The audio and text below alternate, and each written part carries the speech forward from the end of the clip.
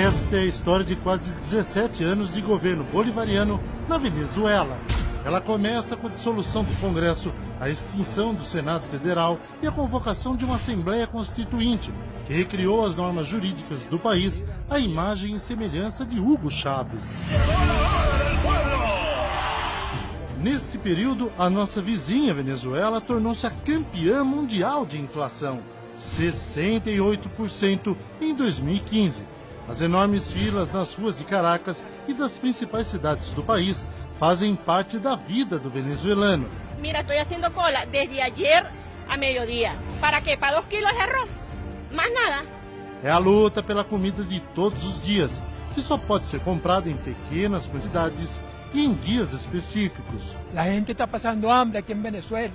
Nos últimos 4 anos, 2 deles no governo de Nicolás Maduro, que substituiu Chávez, cerca de 10 mil empresas fecharam suas portas. Este número sobe para 150 mil, quando somados os 16 anos do regime.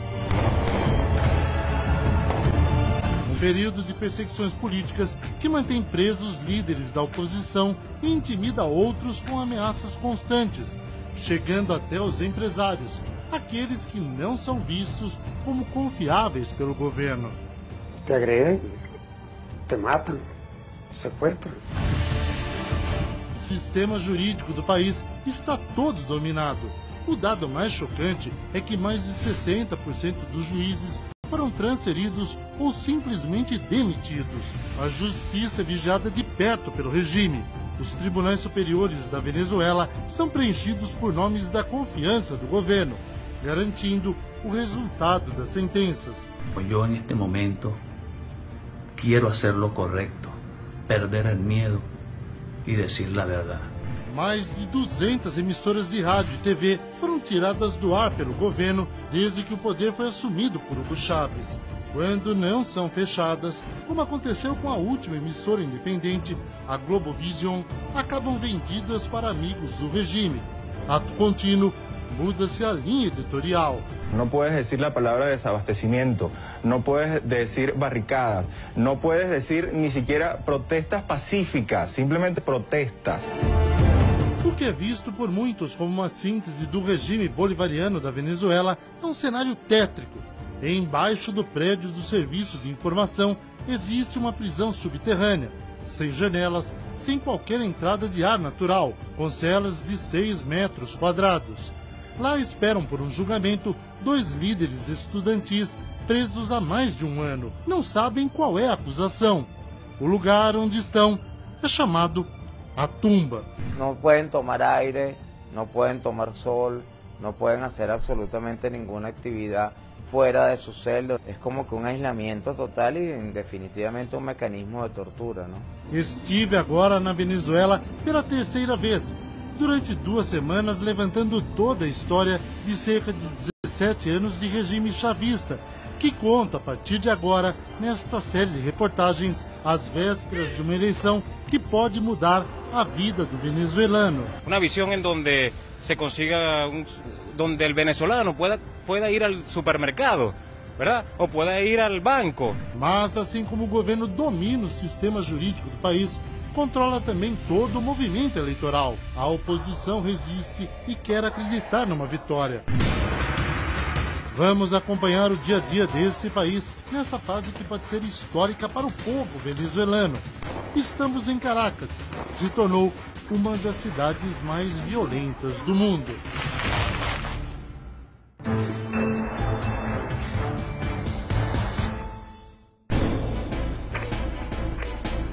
A chamada Revolução Bolivariana e o socialismo do século XXI deixaram marcas profundas no cotidiano do povo daqui. Até o nome do país mudou. Os Estados Unidos da Venezuela se transformaram na República Bolivariana da Venezuela. Era o prenúncio do que viria a acontecer nos anos seguintes. Tiene 72 horas a partir deste momento el embajador yanqui en Caracas para salir de Venezuela. En aquella casita que está allá vivió Bolívar recién casado. Exprópiese. Este edificio de aquí, ¿cuál es? También es un edificio que tiene locales comerciales. Expropiese. Mas agora, pela primeira vez nos últimos anos, o que se ouve nas ruas é uma vontade de mudança. Um cambio total, radical. ¿Por qué? Venezuela está en caos total. Espero que sean justos y que no hagan trampa durante las elecciones y se pueda dar un resultado como debe ser, lo que espera el pueblo. A oposição acredita que vai fazer a maioria nas próximas eleições para a Assembleia Nacional, lutando contra uma arma muito forte, a imagem de Hugo Chávez. Por onde se olha na Venezuela, ele está lá. E durante a campanha das próximas eleições parlamentares, que acontecem no dia 6 de dezembro, Chávez e o atual líder do país, Nicolás Maduro, irão aparecer com muita força, como cabos eleitorais, para tentar reverter as principais pesquisas que mostram uma vantagem de 30 pontos da oposição sobre o chavismo. Mas, apesar da margem favorável, os opositores sabem que terão dificuldades. No confiamos nada en el Consejo Nacional Electoral. Ya esta elección de por sí ya es fraudulenta. Lo que nosotros estamos aspirando es que la voluntad de cambio es tan grande que vamos a poder pasar por encima del fraude. O Conselho Nacional Eleitoral, CNE, realizou uma simulação das eleições com um forte esquema de segurança e a participação de cabos eleitorais. Daniela Ponte Juventud para a Assembleia. Mas apenas os chavistas compareceram. É que, como o voto não é obrigatório, aqueles que recebem algo do governo foram, digamos assim, convidados para participar do treinamento. O sistema eleitoral venezuelano é muito semelhante ao do Brasil. O eleitor passa por aqui, é liberado com seus documentos, vem em seguida para a urna, ela também é eletrônica, um pouquinho diferente da do Brasil. E aí começam as diferenças. Depois que o eleitor digita o voto aqui, ele permanece na urna, ele recebe um voto em papel, que ele coloca numa urna normal, aquelas antigas que nós tínhamos no Brasil, passa por aqui, assina e em seguida ele é obrigado a molhar o dedo. A tinta fica no dedo por pelo menos uma semana. É o sistema deles para evitar que o eleitor vote mais do que uma vez. Para dificultar ainda mais a vitória opositora, a legislação eleitoral foi modificada recentemente. Os votos nas regiões onde a maioria apoia o chavismo agora têm mais peso. Esses estados representam 48% da população e irão eleger cerca de 100 deputados. Já os estados que abrangem os outros 52% e que contam com a maioria da oposição irão eleger pouco mais de 60 parlamentares. El gobierno y la revolución tienen que ganar esas elecciones como sea. Es decir, como sea quiere decir aplicando chantajes, aplicando amenazas, comprando los votos de la gente.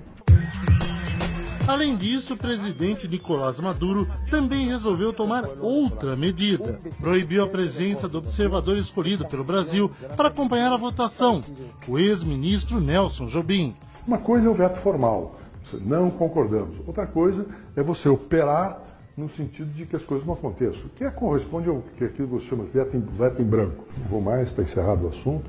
Eu não vejo, digamos, intenções para uma equidade no processo eleitoral. Não é só ir na semana da eleição e ver o dia da votação.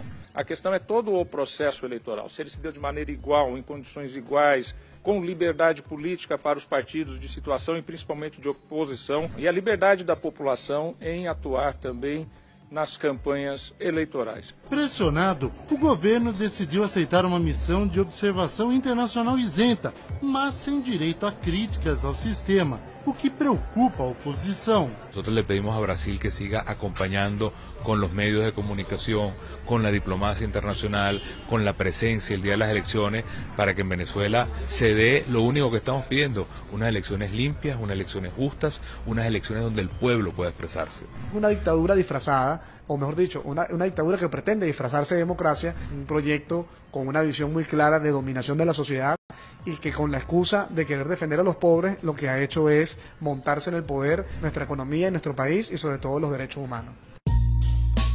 Na reportagem de amanhã, a queda na produção industrial, a falta de alimentos no país e as declarações polêmicas do presidente Nicolás Maduro.